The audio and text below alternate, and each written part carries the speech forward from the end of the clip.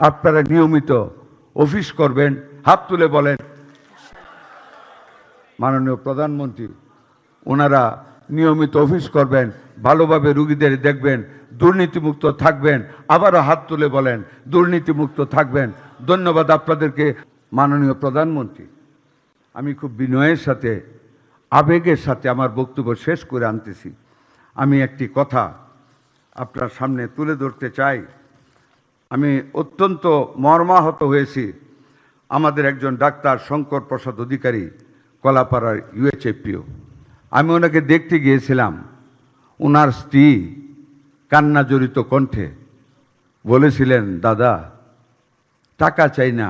যখন আমি মাননীয় প্রধানমন্ত্রী আপনার সহযোগিতার কথা বললাম, কেঁদে কেঁদে বললেন, দাদা আমি টাকা চাই না, আমার সম্পদ বিক্রি করব, আমার চাকুরির টাকা অগ্রিম নেব, শুধু আমার মাথার সিঁদুরটা যেন উঠে না যায় সেই ব্যবস্থা করেন।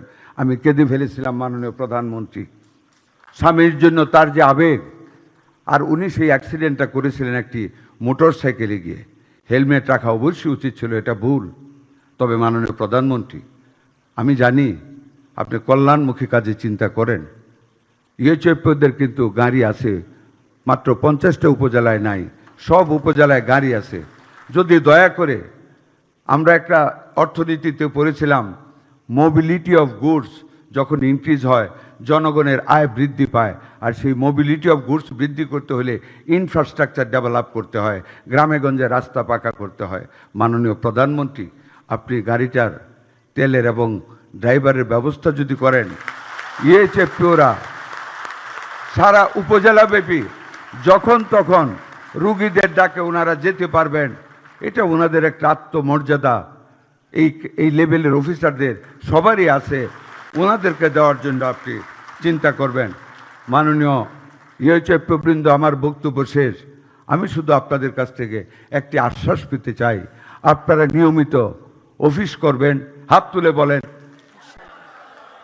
মাননীয় প্রধানমন্ত্রী, ওনারা নিয়মিত অফিস করবেন, ভালোভাবে রুগীদের দেখবেন, দুর্নীতিমুক্ত থাকবেন। আবারও হাত তুলে বলেন দুর্নীতিমুক্ত থাকবেন। ধন্যবাদ আপনাদেরকে। আল্লাহ আপনাদের দীর্ঘজীবী করুন। আসসালামু আলাইকুম ওয়া রাহমাতুল্লাহি ওয়া বারাকাতুহু।